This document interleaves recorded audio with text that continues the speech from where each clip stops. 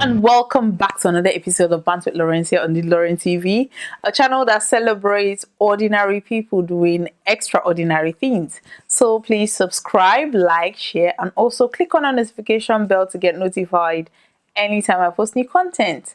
So today I am shooting from my living room, so welcome to my living room. I just had to change my background, so welcome. And yesterday we talked about exes, men not getting over their exes, and today we are talking about two exes that just cannot get enough of each other in a negative way. So Prince Kpokpogri is Tonto, Nollywood actress Tonto Dikeh's ex, and recently his house, according to him, is 700 million, over 700 million naira house was demolished in Abuja, and Tonto Dikeh came out and was rejoicing about it. She said he is basically getting everything that he deserved. So everybody is coming after Tonto Dikeh to say that you have to be empathetic. Even if you don't like this person, don't rejoice over their downfall. Anyway, before I get into all those things, let me give a bit of a background. So Tonto Dikeh was previously married to Churchill. That marriage produced a son, and somehow they broke up. Churchill married somebody he claimed to be his sister, which Tonto Dikeh accused him of cheating with her. And anyway, that marriage ended. Churchill is now married to, his supposedly sister, and Tonto Dikeh, after a very long time, decided to get into a relationship.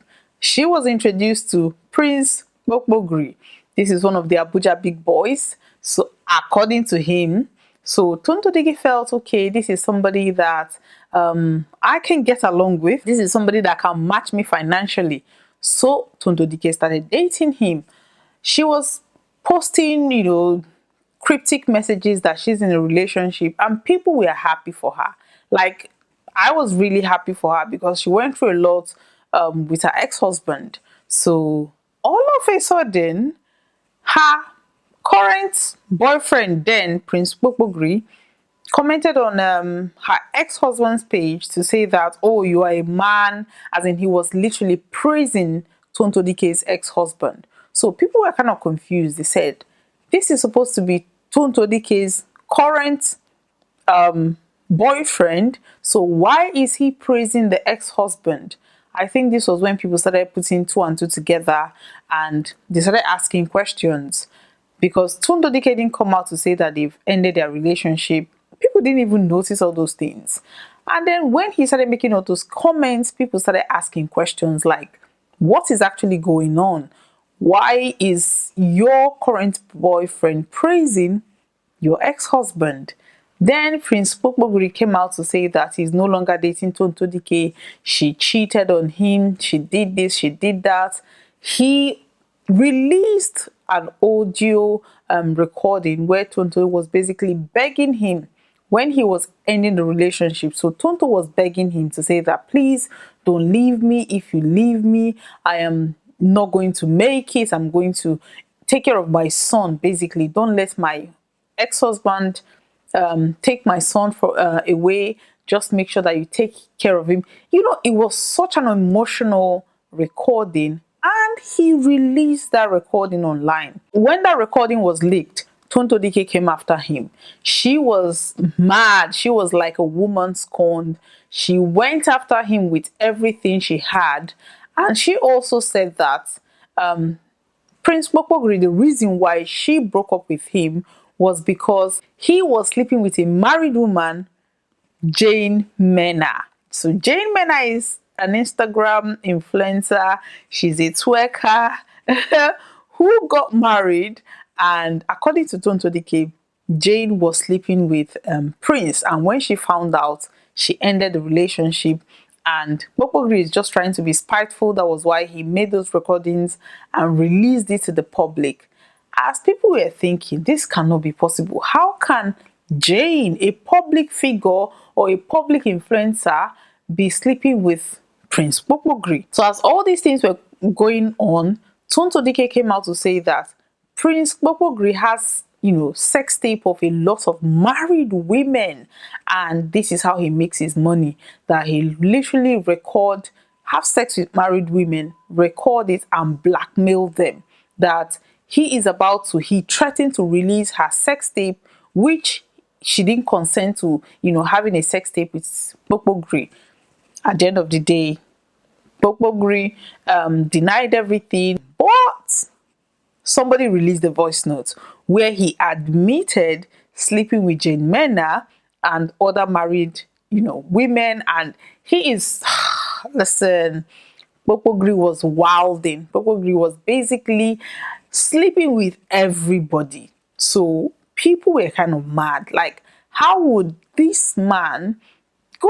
Even if you're sleeping with single ladies, that's fine, but if you have to sleep with married women, I think this is this is where people were kind of drawing the line. So it was such a messy time for the both of them, but a lot of people were on Tonto Dikeh's side because they felt this man has done a lot of bad things to Tonto Dikeh. Now to the present day drama. Apparently, Kpokpogri's Abuja home, which he claimed to be over 700 million naira, he said they told him that the house was built on the road, like it's on a major road, so they had to bring down that house. According to Kpokpogri, he said nobody ever told him anything. He bought the land in Abuja, he paid for everything, he built his house, nobody came to tell him anything, and now they are demolishing his house. So people started pointing fingers. Maybe Tonto Dikeh pulled some strings to get her ex, to get back at her ex, basically getting the government to demolish his house. But is Tonto Dikeh that powerful? We don't know.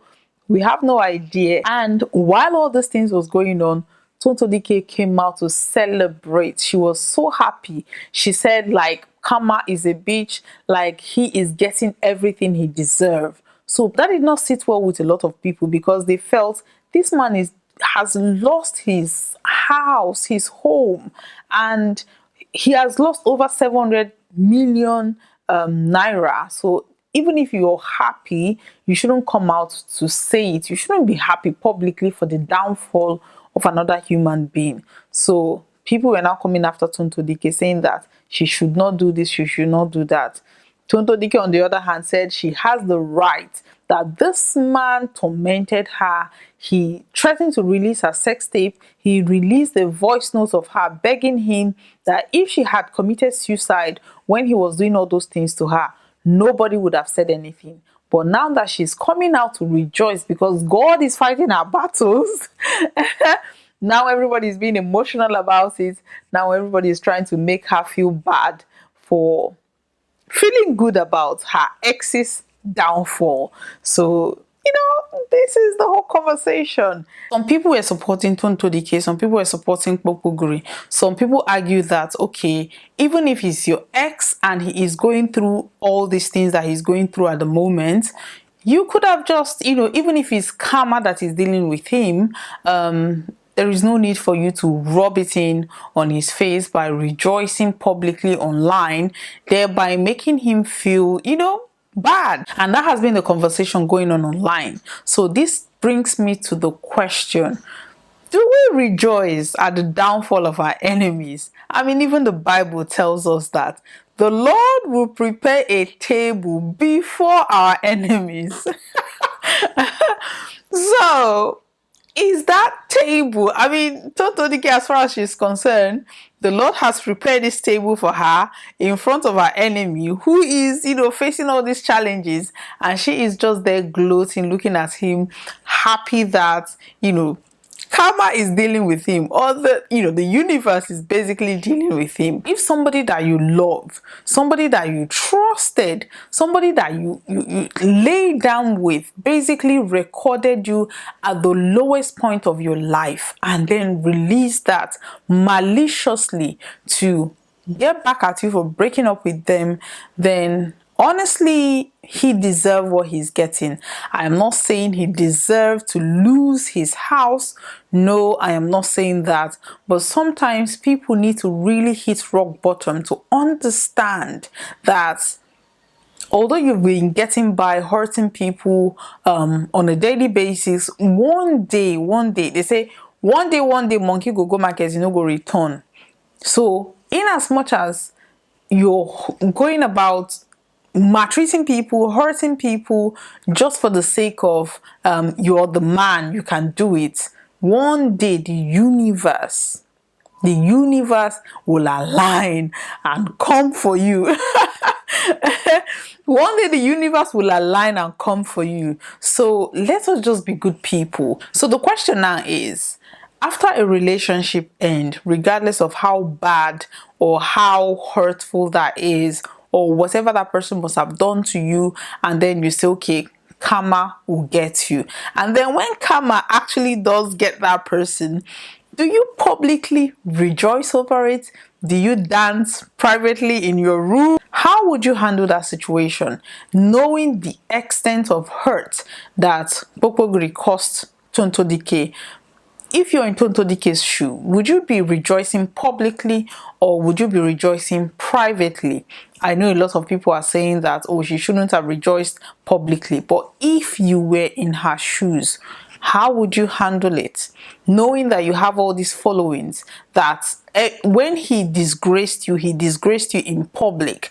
And now that God is disgracing him in public, according to Tonto Dikeh, now that God is disgracing him in public, would you publicly rejoice for getting vindication? Or would you just, sit down and, drink a glass of wine? How would you handle that? So leave me a comment in the comment section. Let me know your opinion. Let me know your views. And see you same time. Bye-bye.